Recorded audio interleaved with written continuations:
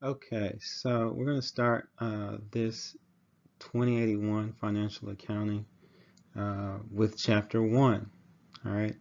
Um, and so this is a course in accounting. Um, and chapter 1 really is a foundational chapter.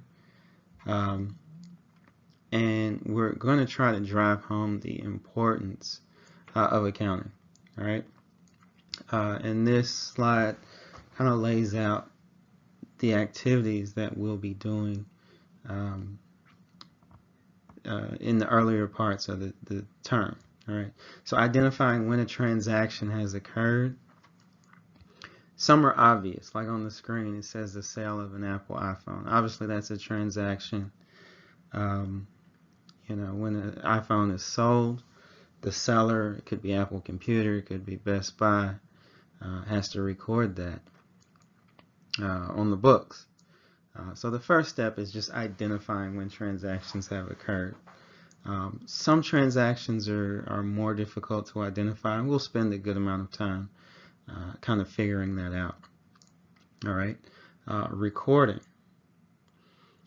This is where, if you've ever heard accounting, chances are you've heard the term debits and credits, and this is that. So we'll spend a lot of time dealing with debits and credits and recording transactions. You see the arrow from, let me put a laser pointer, the arrow. So once you've identified a transaction, the next step is determining how we'll record it. All right, and this is double entry accounting, which means every transaction is going to affect at least two accounts. It could be more, but a minimum of two. All right, and then periodically, we're going to communicate the results of operations. And this really is the financial statements. So most businesses issue financial statements monthly and quarterly. Monthly internally, publicly traded companies, which are your larger companies, issue quarterly financial statements that are publicly available through SEC.gov.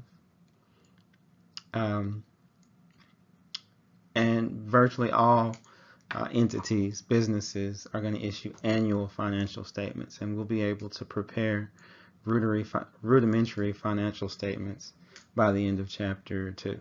All right.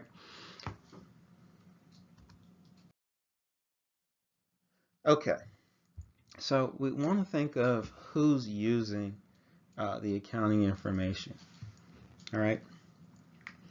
Um, there's a good chance, in my conversations with students, it's often referred to that accounting is a math course. And I disagree with that. All right.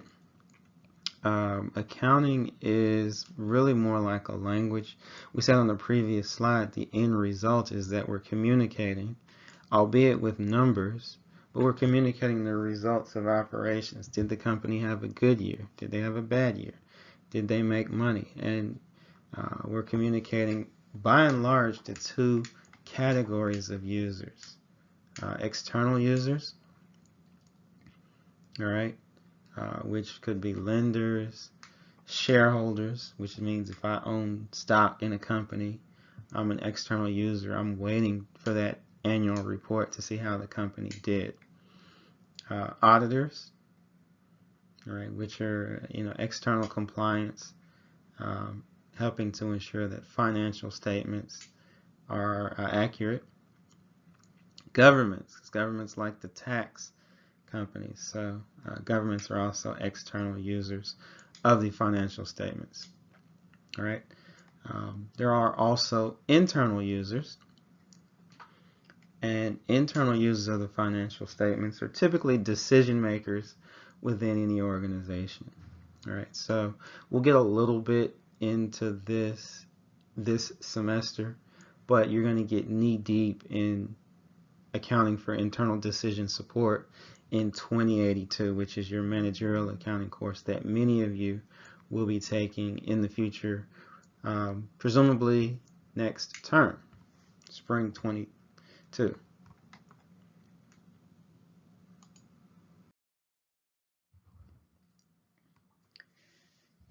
Ethics.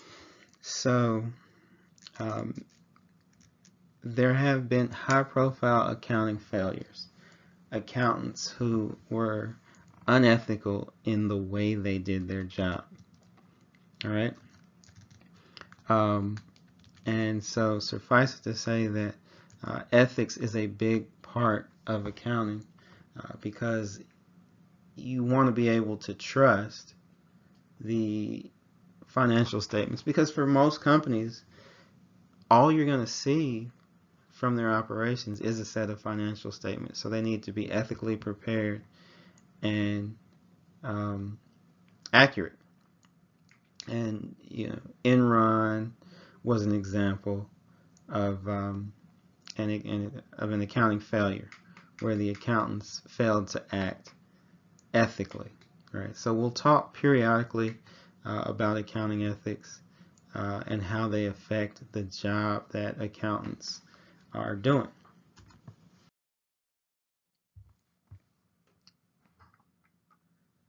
All right. So what we're seeing here is the fraud triangle, which is a tool that auditors use to determine when unethical accounting decisions are more likely to be present.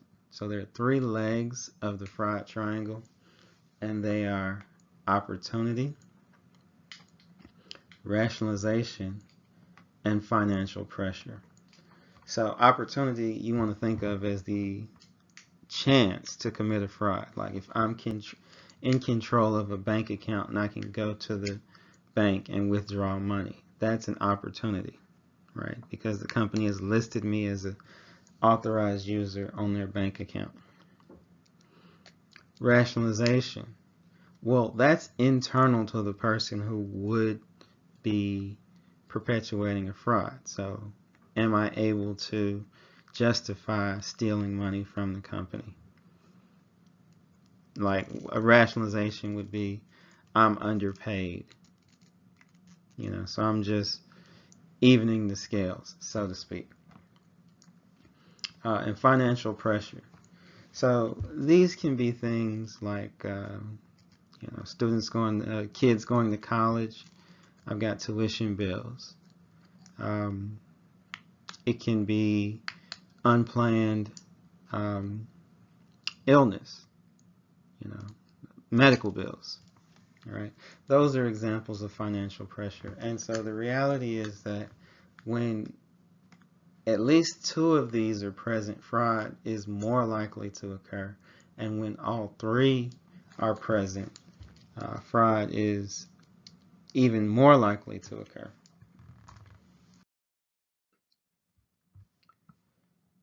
Sarbanes-Oxley, which is, so I always say at this point, if pro is the opposite of con, what's the opposite of progress?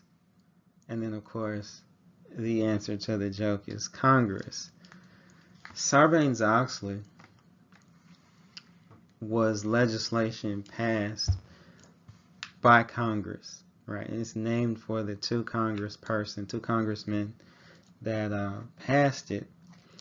And it was passed in the light of several high-profile accounting failures, all right, accounting abuses. And so we see several of those here. Enron, I mentioned a few minutes back in the slides. WorldCom actually came after Enron and was by magnitude an even bigger fraud, right? And the list goes on. But the common thread amongst these is that people lost a lot of money when these companies went bankrupt due to the accounting fraud. And so Congress enacted Sarbanes-Oxley to change the way external auditors ensured compliance with accounting standards, generally accepted accounting standards. And it also changed the way companies did their accounting internally. In fact, Sarbanes-Oxley took the accounting profession from a privately policed profession to one subject to substantial governmental oversight.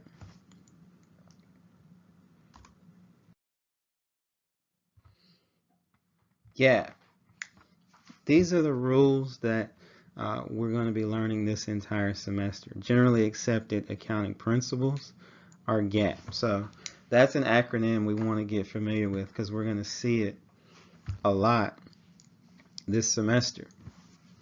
All right. Everything we're going to learn this semester is GAAP, right?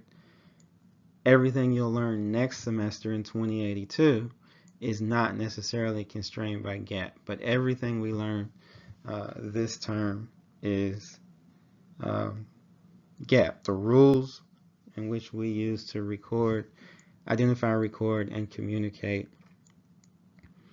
the results of operations. All right. So what is the purpose of GAAP? All right.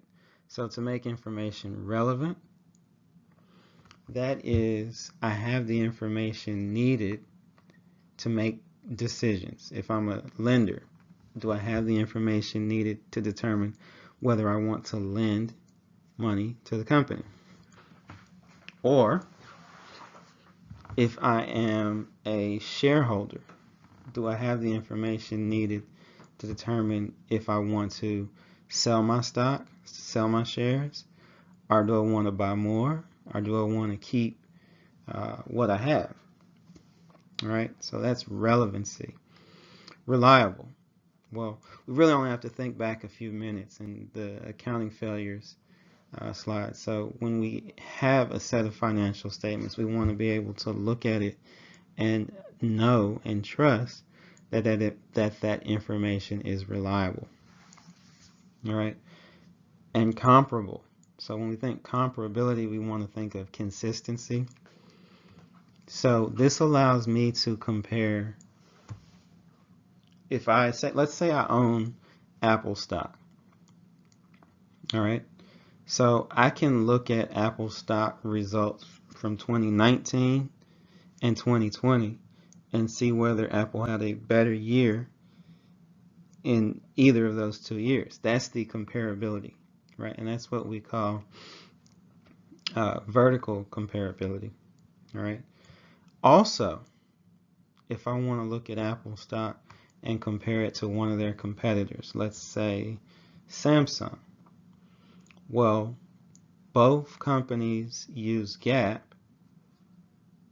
all right, to compare their financial statements. So I can look at Apple's financial statements and then look at Samsung's financial statements and determine which company had a better year. All right, so that's what we call horizontal comparability. And that's the purpose of GAAP, to make information relevant, reliable, and comparable.